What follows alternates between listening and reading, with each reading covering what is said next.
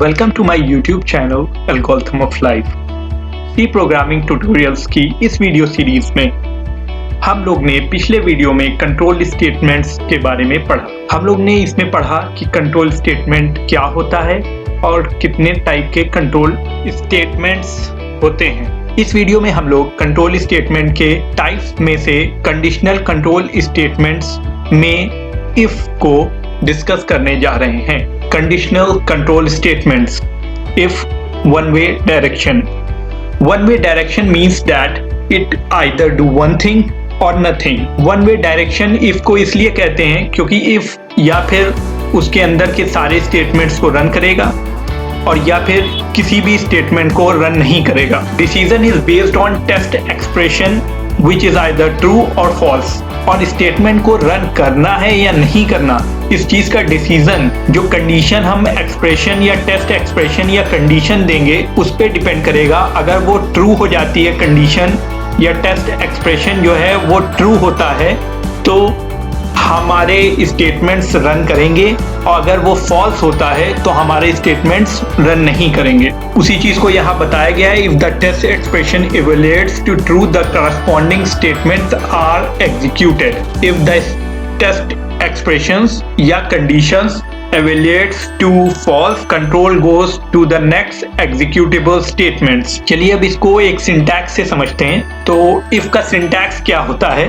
if होता है फिर पैरेंथेसिस में टेस्ट एक्सप्रेशन या फिर कंडीशन होती है, उसके बाद कर्ली ब्रेसेस में हम लोग स्टेटमेंट्स लिखते हैं, वो रन करते हैं और उसके बाद कुछ और स्टेटमेंट्स लिखते हैं।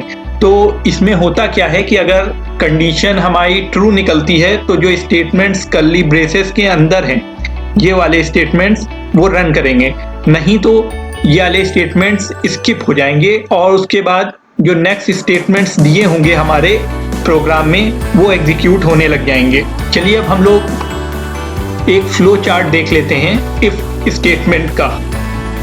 तो इसमें जैसे प्रोग्राम का फ्लो आया और उसके बाद सीधे इफ कंडीशन आती है। जब कंडीशन पे आएंगे तो या फिर कंडीशन ट्रू होगी या फिर फॉल्स होगी। अगर कंडीशन ट्रू होती है तो फिर जो इफ के अंदर जो भी स्टेटमेंट्स हैं वो एग्जीक्यूट करेंगे और उसके बाद प्रोग्राम का फ्लो नेक्स्ट स्टेटमेंट्स तक जाएगा।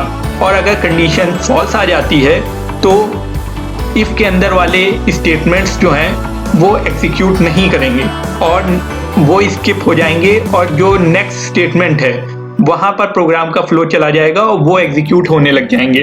चलिए अब हम लोग इफ स्टेटमेंट का एक प्रोग्राम कर लेते हैं।